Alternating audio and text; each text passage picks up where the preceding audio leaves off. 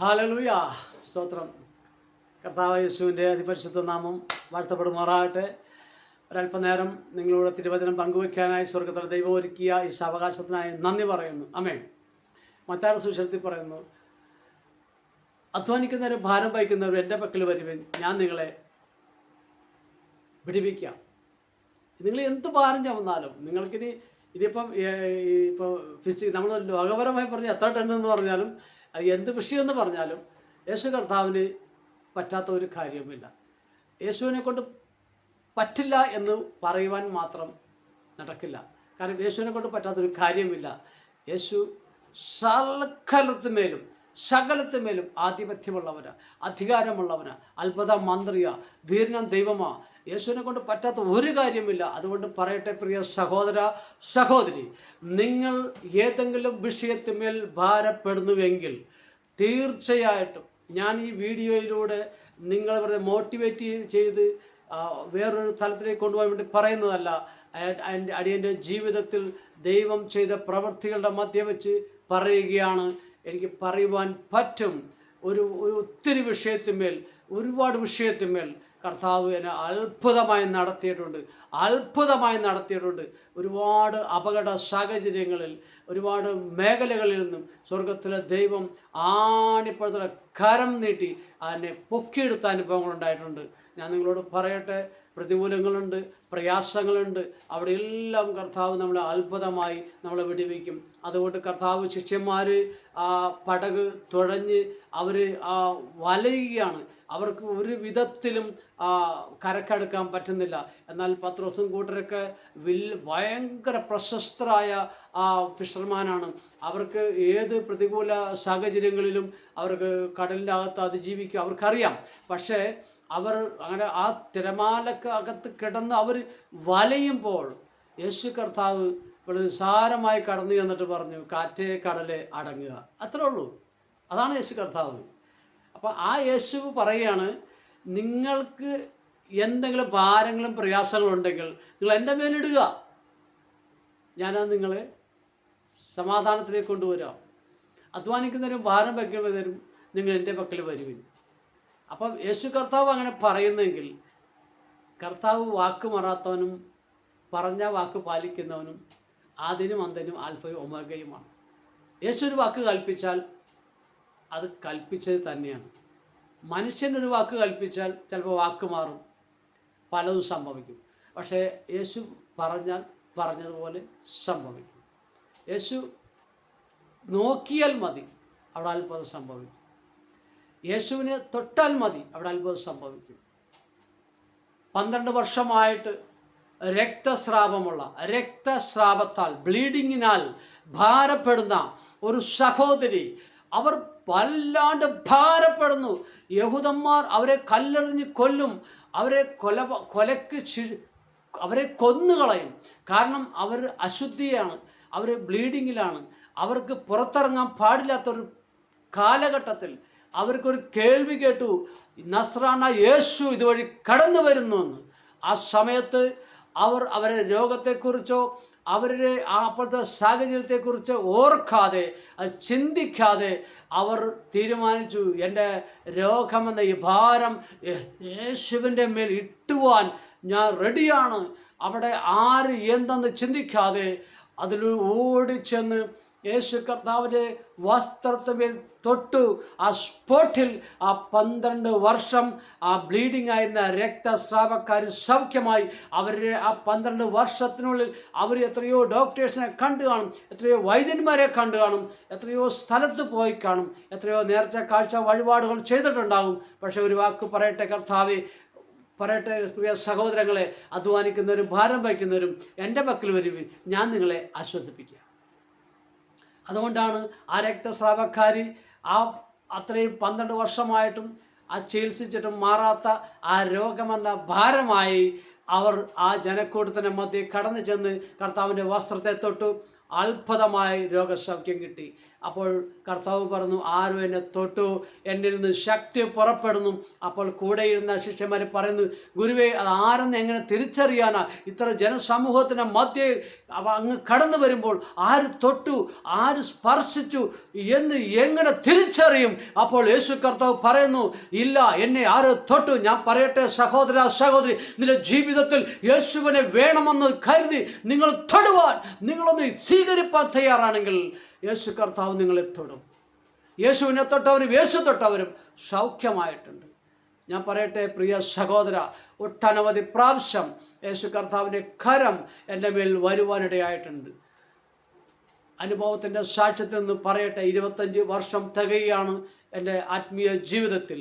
ഞങ്ങളുടെ നാട്ടിൽ ആർക്കും വേണ്ടാത്ത, ആ ഒരു വീട്ടിൽ പോലും കയറ്റാൻ കൊള്ളാത്ത ഒരു നിലവാരത്തിൽ ജീവിച്ചിരുന്ന ഈ വ്യക്തിയെ യേശു കർത്താവ് ഇന്ന് എത്രയോ അധികം മാനിച്ചിരിക്കുന്നു.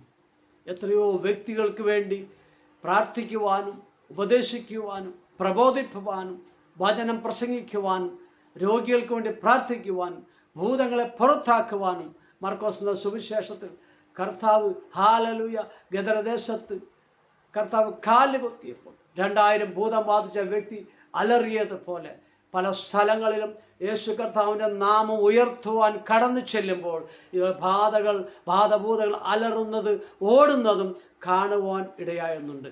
കാരണം ഇത് സ്വയം പ്രശംസയ്ക്ക് വേണ്ടി പറയുന്നതല്ല പ്രിയ പൈതലെ, യേശുവിൻ്റെ വചനം അത് അങ്ങനെ തന്നെ എന്ന് പറയുവാൻ വേണ്ടിയാണ്. മർക്കോസിന്റെ സുവിശേഷം 16-ാം അധ്യായം 16-ാം വാക്യത്തിൽ പറയുന്നു, വിശ്വസിക്കുകയും സ്നാനമേൽക്കുകയും ചെയ്യുന്നവൻ രക്ഷിക്കപ്പെടും, ഇല്ലാത്തവർ ശിക്ഷാവിധിയിൽ അകപ്പെടും. പക്ഷെ നിങ്ങൾ എൻ്റെ നാമത്തെ ഭൂതങ്ങളെ പുറത്താക്കും. ഈ വചനം അന്ന് എഴുതി വെച്ചപ്പോൾ ആരും വിശ്വസിച്ച് കാണുകയില്ല.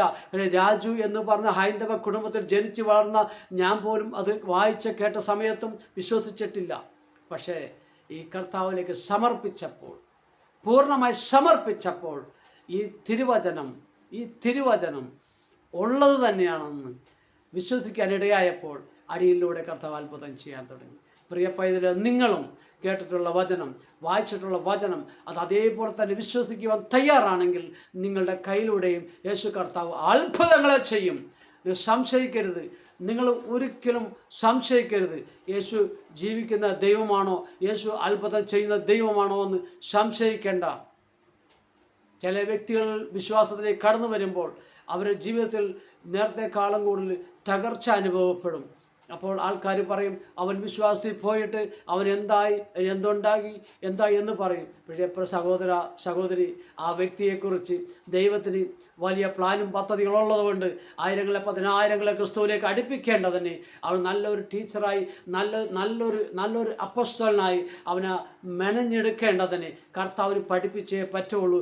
അതുകൊണ്ട് അവൻ്റെ ജീവിതത്തിൽ ചില മാറ്റങ്ങളിലൂടെ കർത്താവ് കൊണ്ടുപോകും. പക്ഷേ എന്നൊരു കാര്യം പറയട്ടെ പ്രിയ പൈതലെ, ആർക്കും തട്ടിക്കളിക്കുവാൻ കർത്താവ് വിട്ടുകൊടുക്കുകയില്ല. എൻ്റെ ജീവിതത്തിൽ 25 വർഷമായി ഞാൻ വിശ്വാസത്തിൽ വന്നിട്ട് ഒന്നും നേടിയിട്ടില്ല. എന്നാൽ ഒരു കാര്യം എനിക്ക് നിങ്ങളോട് പറയാം, ലോകപരമായിട്ട് ഒന്നും നേടിയിട്ടില്ല. എൻ്റെ കൂടെയുള്ളവരും കൂട്ടുകാരും എൻ്റെ സഹോദരങ്ങൾ എല്ലാവരും പലതും നേടിയപ്പോൾ ഞാൻ ഒന്നും നേടിയിട്ടില്ല. പക്ഷേ നിങ്ങളൊരു കാര്യം പറയാം, എൻ്റെ കർത്താവ് എനിക്കൊരുക്കി വെച്ചിട്ടുള്ള ആ നിത്യതയിലേക്ക് എൻ്റെ കർത്താവ് എന്നെ കരം പിടിച്ച് കൊണ്ടുപോകുവാൻ കർത്താവ് ഇടമൊരുക്കിയിരിക്കാൻ, കർത്താവ് എനിക്ക് വേണ്ടി സ്വർഗത്തിൽ നിക്ഷേപം ഒരുക്കിയിരിക്കാൻ, ആ നിക്ഷേപമാണ് എൻ്റെ നിക്ഷേപം. അതാണ് എനിക്ക് ലഭിച്ചിരിക്കുന്നത്. ഞാൻ നിങ്ങളോടൊരു വാക്ക് പറയട്ടെ, യേശു കർത്താവിനെ രക്ഷകനും നാഥനുമായി സ്വീകരിച്ചിട്ട് ലജ്ജിപ്പാൻ ആർക്കെങ്കിലും ഇടവന്നിട്ടുണ്ടോ? ഒരു വ്യക്തിക്ക് പോലും സംഭവിക്കില്ല. നിങ്ങളുടെ കുടുംബത്തിനകത്ത് വലിയ അത്ഭുതങ്ങളുടെ പെരുമഴ പെയ്യും. നിങ്ങൾ കണ്ടോ? യേശുവിനെ രക്ഷകനും നാഥനുമായി സ്വീകരിച്ച വ്യക്തികളുടെ കുടുംബത്തിനകത്ത് നിങ്ങൾക്കറിയാമല്ലോ, ഇന്ന് തിരുവല്ല ആ പ്രദേശങ്ങളിൽ കടന്നു ചെന്നാൽ അവിടുത്തെ എല്ലാ കുടുംബങ്ങളും പെന്തക്കോസ്ത് കുടുംബക്കാരാണ്. അവരുടെ കുടുംബത്തിൽ സകലരും റിച്ചായിപ്പോയി. കാരണം എന്താ? ആദ്യ കാലങ്ങളിൽ ഈ കർത്ത വേദപുസ്തകം എടുത്ത് സത്യസുവിശേഷം മടികൂടാതെ പ്രസംഗിക്കപ്പെട്ടത് ആ ഗ്രാമങ്ങളിൽ നിന്ന്, ആ പ്രദേശങ്ങളിൽ നിന്ന്. കുക്കു സാഹിബ് ഇവിടെ നമ്മുടെ ഇന്ത്യയിൽ വന്നു തിരുവചനം പ്രസംഗിച്ചു. അനേകര് വിടിവിക്കപ്പെടുവാനിടയായി. ഇതേപോലെ നമ്മളെയും ഇനി വരുവാൻ പോകുന്ന വ്യക്തികളെയും യേശു കർത്താവ് സുവിശേഷകനായി എഫെസ്യ 4:11 പറഞ്ഞ് അവൻ ചിലരെ അപ്പോസ്തലനായി, പ്രവാചകനായി, സുവിശേഷകനായി, പ്രബോധകനായി, ഇടയനായി തെരഞ്ഞെടുത്ത് കർത്താവിൻ്റെ വേലക്കായി അയക്കുമ്പോൾ, പ്രിയ സഹോദര, നിങ്ങൾ അറിഞ്ഞുകൊള്ളുക, നിങ്ങളെ വെറുതെ തള്ളിവിടുകയല്ല, നിങ്ങളെ ഇടത്തും വലത്തും നിങ്ങളെ പ്രൊട്ടക്റ്റ് ചെയ്യാൻ തന്റെ ദൂതന്മാരെ അയച്ച് നമ്മുടെ കൂടെ നടക്കുന്ന ഒരു ദൈവം. നമ്മുടെ ദൈവം നമ്മളോട് കറ തീർത്ത് സംസാരിക്കും. മകനെ, മകളെ, ഇതിലേ പോകുക, ഇതിലേ നടക്കുക. കാരണം നിങ്ങൾക്കറിയാമോ, നിങ്ങളോട് ഞാൻ ഒരു കാര്യം പറയട്ടെ. ഫിലിപ്പോസോട് കർത്താവ് പറഞ്ഞു, നീ മരുഭൂമിയിലേക്ക് പോവാന്ന് പറഞ്ഞു. എത്യോപ്യയുടെ കാര്യവിചാരകനായ ആ ഫിനാൻസ് മന്ത്രിയെ അദ്ദേഹം തേരിലിരുന്നുകൊണ്ട് യെശയ്യാ പുസ്തകം വായിച്ചുകൊണ്ടിരിക്കുന്നു. എന്നാൽ ഈ ബുക്ക് വായിച്ചിട്ട് ഒന്നും മനസ്സിലാകുന്നില്ല. എങ്കിൽ പോലും അദ്ദേഹം വായിക്കുന്നു. അദ്ദേഹം ഒരു മര്യാദ കാണിച്ചു. ഇന്ന് അനേകർ കാണിക്കാത്ത, അനേകർ വായിക്കുമ്പോൾ ചെയ്യാത്ത ഒരു രീതി ആ മന്ത്രി ചെയ്തു, ആ ഷണ്ണൻ ചെയ്തു. എന്തെന്നറിയാമോ നിങ്ങൾക്ക്? അദ്ദേഹം ബൈബിൾ വായിച്ചപ്പോൾ ഒച്ചയിൽ വായിച്ചു. ഇന്ന് സകല കുടുംബങ്ങളിലും, സകല വീടുകളിലും, സകല വ്യക്തികളും ആരും ആയിക്കൊള്ളട്ടെ, അവർ ബൈബിൾ വായിക്കുന്നത് സൈലൻ്റായിട്ടാണ്. പക്ഷേ ആ ഷണ്ണൻ വായിച്ചത് ഒച്ചയിലാണ്. അത് കേട്ടിട്ടാണ് ഫിലിപ്പോസ് കടന്നു ചെന്നിട്ട് ചോദിക്കുകയാണ്, നീ വായിക്കുന്നത് വല്ലതും മനസ്സിലാകുന്നുണ്ടോ? അപ്പോൾ അവൻ പറയാണ്, ഇതിൻ്റെ പൊരുൾ തിരിച്ചു തരുവാൻ ആരുമില്ലല്ലോ എന്ന്. ഈ പൊരുൾ തിരിച്ചു കൊടുത്തു കഴിഞ്ഞതിന് ശേഷം ഷണ്ണൻ പറയാണ്, ദാ വെള്ളം. ഫിലിപ്പോസ് തേരിനോട് ചേർന്ന് നടന്നു, തേരിൽ കയറിയിരുന്നു, ആ സുവിശേഷം അറിയിച്ചു, ഈ വായിച്ച വചനത്തിന് പൊരുൾ തിരിച്ചു കൊടുത്തു കഴിഞ്ഞപ്പോൾ ഷണ്ണൻ ചോദിക്കുകയാണ്, ദാ വെള്ളം, അങ്ങനെയെങ്കിൽ സ്നാനപ്പെടുന്നതിന് എന്താ തടസ്സം? അപ്പോൾ ഫിലിപ്പോസ് പറയാണ്, നീ വിശ്വസിക്കുന്നെങ്കിൽ ആകാം. പ്രിയ പൈതലെ, ഞാൻ ഒരു ടെസ്റ്റ് മണി കൂടി പറയട്ടെ. അത് ഞാൻ ധ്യാനവും കൂടി കർത്താവിൻ്റെ കൃപയിൽ അങ്ങനെ ഒരു ഒരു കരിസ്മാറ്റിക് കൂട്ടായ്മയിലായിരിക്കുമ്പോൾ, പെന്തക്കോസ് എന്ന് പറഞ്ഞാൽ വീട്ടിൽ കയറ്റരുത്, അവരെ കുടുംബത്തിൽ കയറ്റരുത്, അടിച്ചിറക്കണം, തല്ലി ഓടിക്കണം, ഇങ്ങനെയൊക്കെയാണ് നമുക്ക് തന്നിട്ടുള്ള ഇൻഫർമേഷനൊക്കെ. അപ്പോൾ ഞാനും ആ രീതിയിൽ തന്നെയാണ് അത് കണ്ടിരുന്നത്. പക്ഷേ ഞങ്ങളുടെ കരിസ്മാറ്റിക് കൂട്ടായ്മയിൽ ഒരു വചനം പ്രസംഗിക്കാനായിട്ട് വന്ന ഒരാൾ പാസ്റ്ററായിരുന്നു. എനിക്ക് അദ്ദേഹത്തിന് അറിയില്ലായിരുന്നു. പക്ഷെ അദ്ദേഹം വചനം പ്രസംഗിച്ചപ്പോൾ പറഞ്ഞ്, യേശു കർത്താവ് യോഹന്നാൻ്റെ കരത്തിൻ കീഴിൽ ജോർദാൻ നദിയിൽ സ്നാനം സ്വീകരിച്ചു. വീണ്ടും അദ്ദേഹം പറഞ്ഞു, യേശു യോഹന്നാൻ്റെ കരത്തിൻ കീഴിൽ ജോർദാൻ നദിയിൽ സ്നാനം സ്വീകരിച്ചു. അപ്പോൾ പെട്ടെന്ന് ഞാൻ ചാടി എഴുന്നേറ്റു. യേശു അത് ചെയ്തെങ്കിൽ എനിക്കത് വേണമെന്ന് പറഞ്ഞു. അപ്പോൾ ആ കൂട്ടായ്മയിൽ വന്നിരിക്കുന്ന, ഞാൻ ഹിന്ദു ബാക്ക്ഗ്രൗണ്ടിൽ നിന്ന് വന്നതുകൊണ്ട് എനിക്ക് അങ്ങനെ വലിയ കാര്യങ്ങളൊന്നും അറിയില്ല. പക്ഷേ അവിടെ ഇരുന്ന പലർക്കും അറിയാം ഇതൊരു പാസ്റ്ററാണെന്ന്. പക്ഷേ അദ്ദേഹമായുള്ള ബന്ധത്തിൽ അദ്ദേഹത്തിന് വചനം പ്രസംഗിക്കാണ്ട് വിളിച്ചതാണ്. പക്ഷേ ഞാൻ പറയട്ടെ സഹോദര, അത് എൻ്റെ ഒരു വലിയ സ്പിരിച്വൽ ടേണിംഗ് പോയിൻ്റായിട്ട് മാറി. Thank you holy spirit, thank you Jesus. ഞാൻ പറഞ്ഞു, എനിക്ക് ഉടനെ തന്നെ അത് വേണമെന്ന് പറഞ്ഞു. അപ്പോൾ അവർ പറഞ്ഞു, ഇന്നും നടക്കില്ല, നാളെ നടക്കില്ല, മറ്റന്നാൾ അത് ബ്രദറിന് അത് ചെയ്തു തരാമെന്ന് പറഞ്ഞു.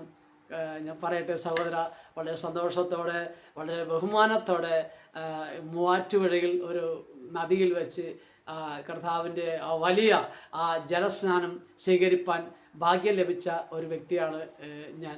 അതെനിക്കതൊരു സന്തോഷമുണ്ട്.